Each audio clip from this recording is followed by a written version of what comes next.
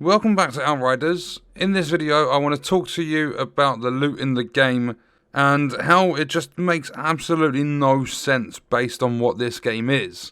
So for those of you unaware, the developers stated that this game isn't supposed to last hundreds or thousands of hours. It's supposed to be a play through the story, do some expeditions, and once you've done the expeditions you're done. You go off, you play other games or whatever, and then probably in a few years they'll release Outriders 2 and that'll just be broken. Possibly even worse than this Outriders game is. They are working on two other games. They are both set to be released in 2024. And the way the loot works in this game, like, you have god rolls. The god rolls are only your attributes. If you get bonus firepower, close and long range damage, that is a firepower build god roll. Your percentages never change or anything like that. Besides when you level up, like, you can't just go and get two bits of gear that are the same and one will give you 8,000 firepower, the other one will give you 5 or 6,000. It's always the exact same, it's just based on the level. When I say the gear is rigged, what I mean is, I played through the demo and I played with a trainer. I was getting the same pieces all the time. There's only 10 legendaries available in the demo. But I felt as though some of them had a much lower drop chance than others. They always come with the same attributes, the same mods, all stuff like that. So you can't, unless it's set, like, hard-coded into the piece of gear by default, you can't actually switch some weapons out and get god rolls on them, which is really bad for a looter shooter. But when they say this game's only supposed to last a couple of 100 hours or something like that, whatever they've stated, I think they said like 200 or 300 hours it's supposed to last and then you're supposed to be done with it. They have an end game, which is repetitive. You can grind 4 pieces of gear. But what they have also done is put secret little mechanics in the game to lock legendaries behind expeditions. So expeditions is the end game portion of the game. After you complete the story, you go to a place called the Outriders camp. You go to a table locating drop pods. You have 15 different expeditions, although some will unlock later on. There's one at minimum tier 4, one minimum tier 8, tier 12. Then you have Eye of the Storm, which is tier 15. They have stated that everything in the game is soloable, but you physically cannot do Eye of the Storm with a gold time solo. So that was also a mess up on their part, like on their behalf. But in terms of the legendaries, you do these expeditions, and you don't have to necessarily get gold. As long as you just complete them, you will unlock the legendaries that are locked behind them. So they've locked certain things behind this, and then they say it's only supposed to last a couple of 100 hours. In a game that has a loot system with different rarities, players will become addicted to the grinding part of it to get their hands on said legendaries. From what I've heard, there are 46 legendary weapons, and then there are a few armor sets in the game as well. The thing is, you can run expedition after expedition, and you will not get the pieces you are looking for. Some of them have a stupidly low drop rate compared to others. And I think it was like a tier 12 expedition, and back to back on gold timers, I had the exact same weapon, and I've not had them all, so I'm getting duplicates fairly early as well. I've noticed that 2 of the sidearms have exactly the same mod, but Pete decided to buy the game and use a trainer and put on a cheat which increases, like, it maxes out your legendary drop rate. He has, like, I think he played like 8 or 10 hours non-stop, and he's absolutely steaming through these expeditions, and he is still missing one of the weapons. He is getting between like 6 and 16 legendary drops per run, a mixture of armor and weapons, and there is still a weapon that he has not obtained. So they've definitely done something with the drop rates. They don't all have the exact same item weight, so it's not like, it's based more on RNG in terms of drop rates for specific items than it is just on a legendary drop rate.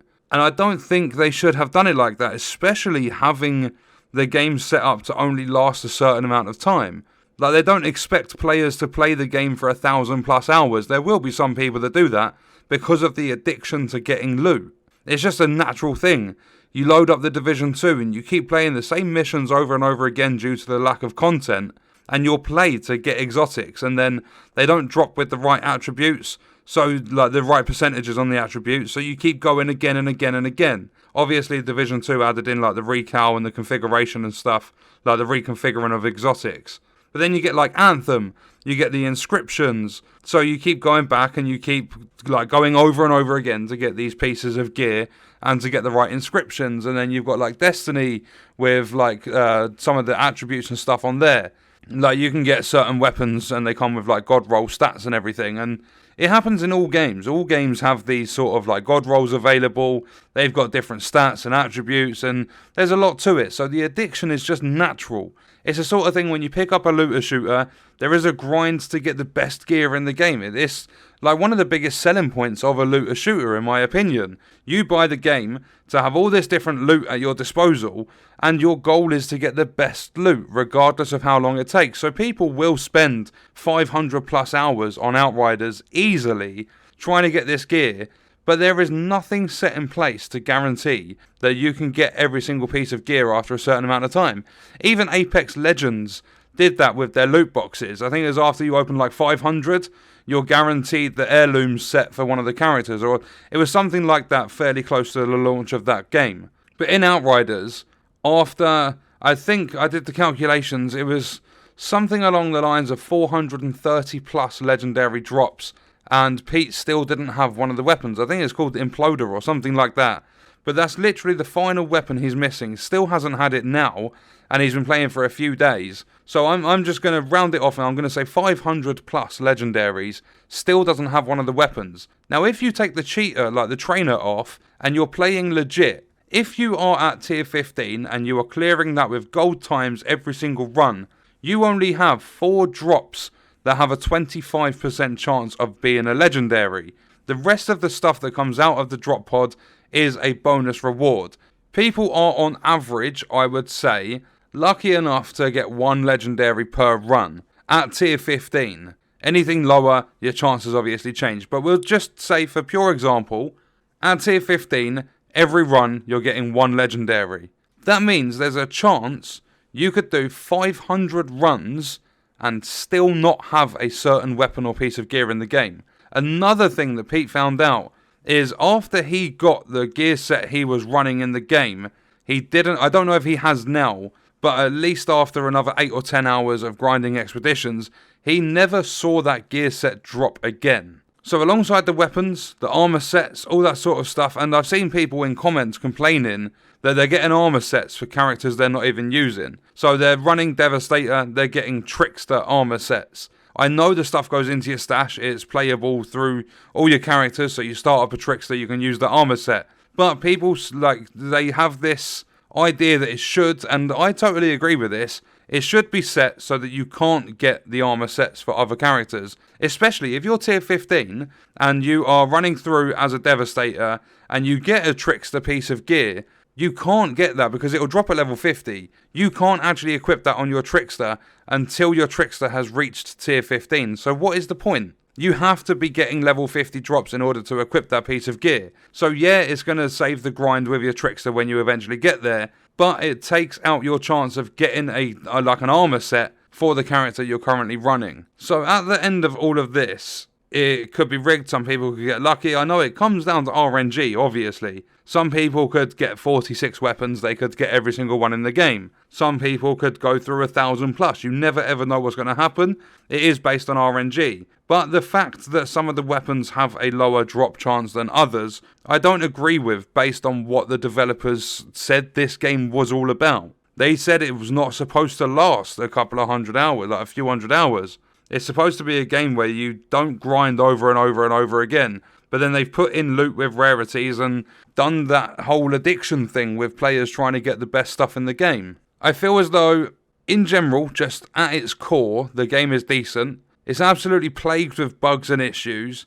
They've tried stealth nerfing and doing the typical thing, and they said they worked on the game for over 5 years. So you would think out of all the failed looter shooters, they would have learnt a couple of things. But they seem to be just following the same path and going down that same road as all the other looter shooters that nerfed the player. They even said they wanted us to feel powerful. So what they should have done, in my opinion, is just not spoke about the game. Simply just say, yes, it's a looter shooter, there's expeditions, there's a bit of an end game, blah, blah, blah.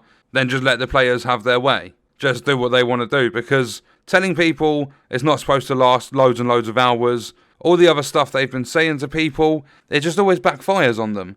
They said to someone that the restoration process wouldn't take a month. It's been almost a month. And they just seem to think that communication's the best thing to do. But when their communication's all over the place, it's the worst thing to do.